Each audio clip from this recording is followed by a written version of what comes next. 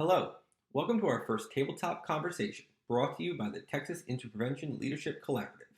Today we'll hear from Dr. Jamila Porter, Director of Programs and Evaluation of the Safe States Alliance, Ms. Shelli Stephens-Stidham, Director of the Injury Prevention Center of Greater Dallas, and Mr. Kevin Rix, Injury Prevention Coordinator of the Del City Medical Center of the University of Texas, talk about how they feel the COVID-19 pandemic has impacted leadership in the injury and violence prevention world. Let's listen in. Hey, Jamila. Hey, Kevin. How are you guys doing? Good, Shelly. How are you? Good. Good morning. We're about 7 weeks into working from home, social distancing, shelter in place. How are you feeling? I feel both of you don't talk at once. Yeah. I have there's just a lot of complexity of emotion because I think I personally am doing okay. But with the news or with just knowledge about family and friends who are struggling through it, so it's a lot. There's a lot happening, and so it creates like a complexity and dichotomy of emotions for me. Yeah, I think the same. I think it's just kind of getting through the day-to-day and changing routines and changing how everything's going. You doing okay? I'm doing okay. Kind of like you all. I think I've gotten into a pattern now, and now I'm a little anxious about what it's going to look like when we actually do stop working from home and go back to our offices, and how I'm going to feel about that. And I'm anxious to get back to being able to sit outside on a patio and talk to people, but I may feel anxious about that too. So it's going to be interesting.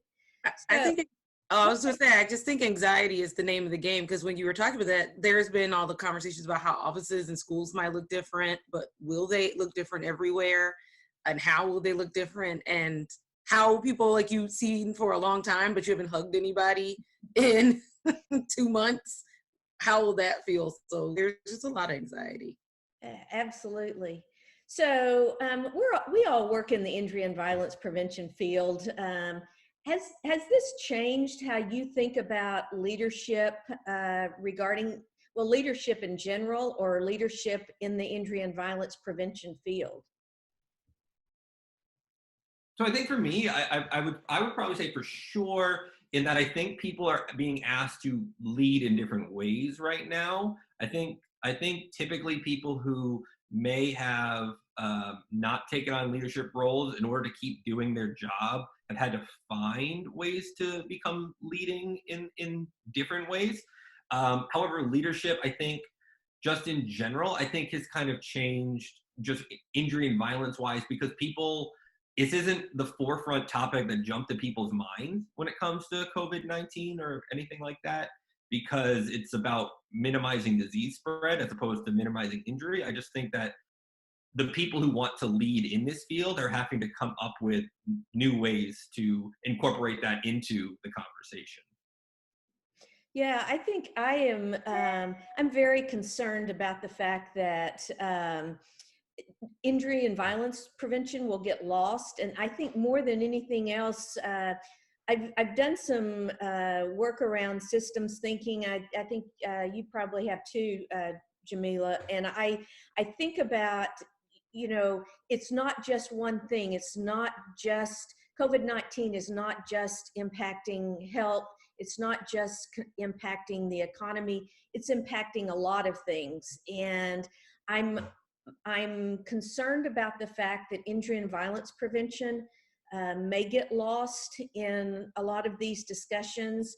And as somebody who's been in the field for 30 plus years, I would hate to see us lose ground. And I think it just reiterates for me the importance of having a lot of conversations and a lot of people around the table when decisions are being made. Right. I was thinking about that too, Shelli, and I was thinking about that at least the leadership that I've appreciated and admired are folks who are looking at the interconnections between things, and maybe they've always looked at the interconnections. So seeing how, COVID-19 and the response is exacerbating certain injury and violence areas that we already knew were a problem, are exacerbating inequities in the social determinants of health that we were already aware of, and or that maybe some folks obviously weren't aware of or weren't doing a lot to address. But it's definitely brought to light a lot of existing problems or highlighted problems even more so and exacerbated them. And I worry less that we get lost, but more concerned that there are groups of influential people, policymakers and others who are not seeing the interconnections between COVID-19, injury and violence, and other issues, economic issues, political issues that are all sort of entangled. And that's where I get concerned that we're not going to really address the root causes of problems. So that goes back to, I also think about a lot of our work is, those of us who have been trained in this field have talked about the 3 E's, which really started with traffic safety, education, enforcement, and environment and things like that. And I know that a lot of our efforts have focused on trying to educate, not only educate individuals, and I think we've moved more into trying to educate the policymakers and decision makers who can help us change the environment, change some of that infrastructure. I think that you talked about, Jamila, in terms of the inequities and things like that. And I don't know, do you think that this will help us come up with a different way to frame those messages? I think some of us have been trying to frame those messages for a long time.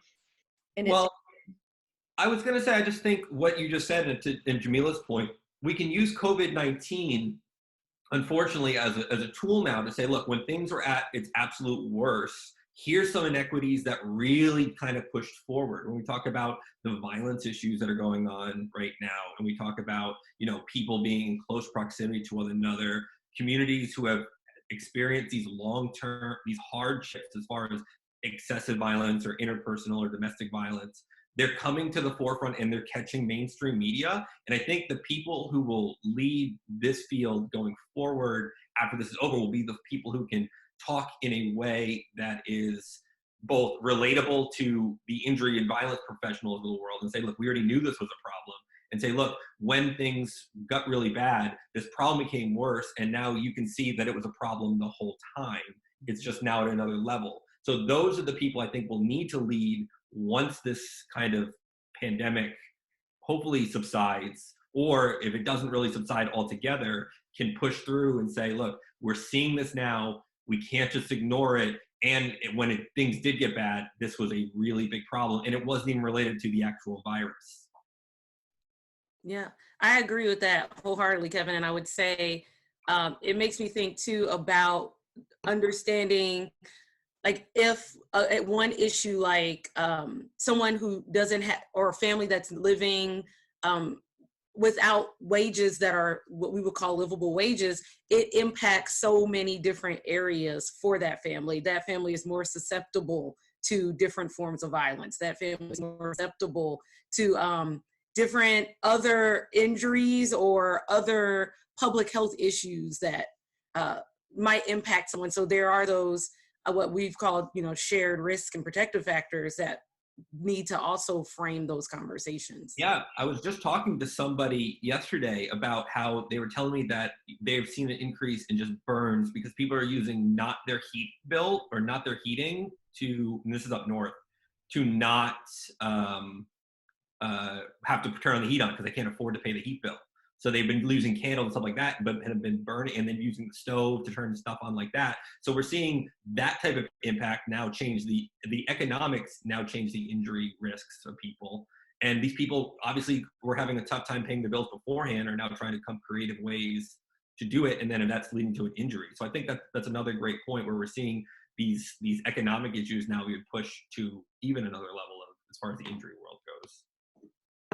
Yeah. So how do we keep injuries and violence at the forefront of some of these discussions? And how do we get ourselves you know, invited to the table, I guess, or what can we do to be proactive?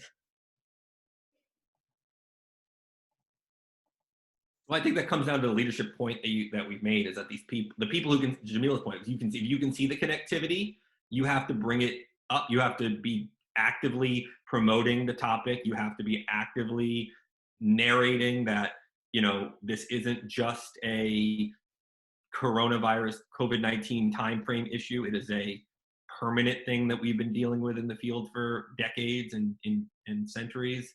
So we need to, you know, say, I think this becomes a useful tool as another discussion point of like, here's when we have an issue, how have things impacted that you're not even really thinking about, and we can bring this forward as an expert in some type of field for you.